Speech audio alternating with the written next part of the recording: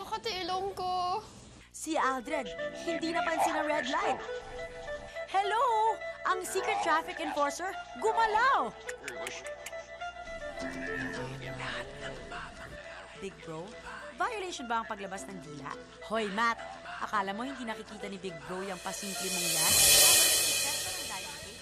Si Mickey naman ang tinawag ni Big Brother. Dito sa traffic task na ibinigay ko sa inyo sa linggong ito, ay kinakailangan ko ang tulong mo. Okay.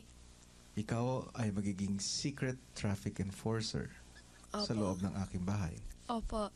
Naku, mukhang mahihirapang makalusot ang mga housemates sa traffic rules. Dalawa na ang secret agents ni Big Brother. Kainan na! This time, si Gerald ang nag-lead ng prayer. Lord, na daghang kay pagkaon at saka daghang blessings. Thank you, Lord. Amen. O diba, ang Amboy, marunong din magbisaya.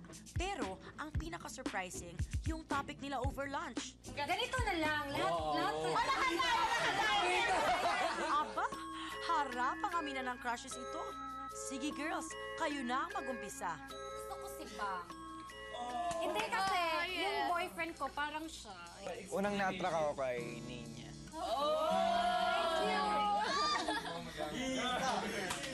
The first girl I saw. So, yun. Thank you. Hoy, dalawa ka na, ha? Kasi maganda talaga na personality nung nakita ko si Aldrin. The best. Ang bait. Ano yan? Kim. Hoy, sabi si Gerald. Pero yung pinaka-crush ko, si Kim. Si Mikey. Aba si Mikey, hindi 1 point, kung hindi 1 million pogi points ang feeling. Siyempre, Nina. Wow, yung ano, kasi ina-expect ko talaga lahat naman si Roy maganda. Si Kim din kasi parang parang very wholesome. Si Bam. Yes, si Bam. Sobra na. Oo, kasi natutuwa ako sa kanya tsaka sa kanya. I'm really, attracted pag nagsusmile yung mata. Tsaka pag first impression, malambing. Malambing si Goddess, kaya yun. Thank you, Bam. I love you. Thank you, I love you too. With 4 ganda points, tama si Bam. Goddess ka nga, Ninya. Narinig mo ba yung tita? Late afternoon na nang ipinatawag ni Big Brother si Aldred para sa first ever weekly task ng mga new housemates. Weekly task. Sino-sino? Housemates. Para lubusan niyo pang makilala ang inyong kapwa housemates, binibigay ko sa inyo ang task na ito. Habang kausap ni Big Brother si Aldred, sinubukan ulit ang pagiging masunurin ng mga teen housemates.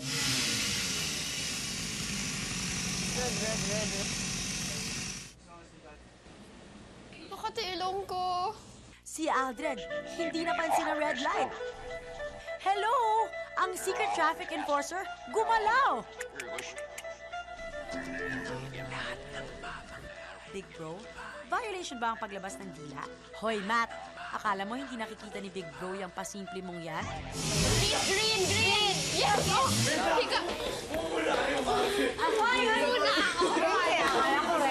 Mayroon akong ilalagay na isang malaking folder sa loob ng aking bahay. Ito ay naglalaman ng mga katanungan tungkol sa inyong mga housemates. Kaakibat nito ay mayroon din akong inihandang 12 maliliit na folders para sa bawat isa.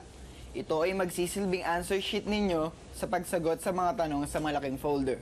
Maaari nyo nang pag-usapan kung anong bahagi o porsyento ng inyong weekly budget ang inyong itataya para sa task na ito. Sounds easy? Not really. Dahil meron lamang 24 hours ang housemates para pag-aralan at i-memorize ang mga information sa folder ng bawat housemate. So, magkano ba ang bet nyo? Are you sure? Kung 100 ang iposta natin, tapos matalo tayo, wala tayong food for 1 week. Talo tayo. Huwag lang 100, delikado. Delikado. Huwag 100. 50. 50 tayo. Safe bet, housemates! Napag-usapan po namin is 50% po yung ipupusta namin. Sige, tinatanggap ko ang inyong bet para sa linggong ito. At para maumpisa na ang kanilang weekly task, nauna na si Aldrin sa pagsagot sa mga katanungang inihanda ni Big Brother. Mukhang na-inspire mga housemates at inumpisa na ang getting to know you assignment nila. I don't like the fact na ako lang ang mataba sa magpinsan. They're all models. Next to me, no, parang sila mga bulimic lahat. Ako rin. Hello, Doreen.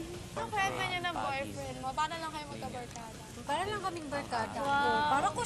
Para ko na siyang talagang kuya, parang friend, ganun. Lahat-lahat na talaga. Parang na siyang asawa. Tapos trip namin palagi kainan. Pero ang casual Q&A sa garden, maya-maya lang ay naging serious. Separated kayo? Hindi siya nag-aata. Oo, 5 months pa lang yung tiyan ko. Wala na. Oh, grabe. Pero hindi siya pumunta Alam niya, sa house niya buntis para ka? makita yung baby mo. Oo, alam niya. Pisa pa lang, sinabi ko na. Tinatakasan niya talaga Pero yung kita-kita kayo pa rin, hindi ka? Ha? Nagkakita pa rin kayo. Nagkita? Nakikita pa rin kayo. Pumupunta pa siya sa bahay Ayan na yun. niyo. Hindi, galit. Naku, Diyos ko, pag pumunta siya, gagarayan siya ng mama ko. Inawag ka na. Tapos bigla siya nawala talaga. Tinetext ko yung tita niya, yung kapatid niya, mamahawa na ako. Bakit? Parang feeling ko nga tinatago ng pamilya niya sa akin. Sabi ko, just nakikisuyo ako sa kapatid niya. Nasaan na yung kuya mo? Gusto ko siya makausap. Hanggang sa mga anak na ako, wala na talaga. Okay. Kaya nung, di ba, nagalit nga ako sa mami ko kasi pinaghihiwalay kami. Pero nung anak ako, narealize ko tama yung mama ko. Sa akin, yung sa ibang tao lang talaga. Lahat, parang feeling ko nga, buong mundo, parang ayaw ako. Nasasabi ko talaga nun. Bakit naman? Hindi, yung talaga, ewan ko, parang feeling ko, ayaw ako ng mga tao. Hindi. Bakit ba? Tapos, kakambal ko yung mga panlalait, parang gano'n. Ako rin talaga, sobra kaya. Minsan lang akong makakarinig sa tao na sinasabihan ako, ang ganda mo, alam mo, ang bait mo, parang gano'n. Up next, may violation ba agad ang mga bagets?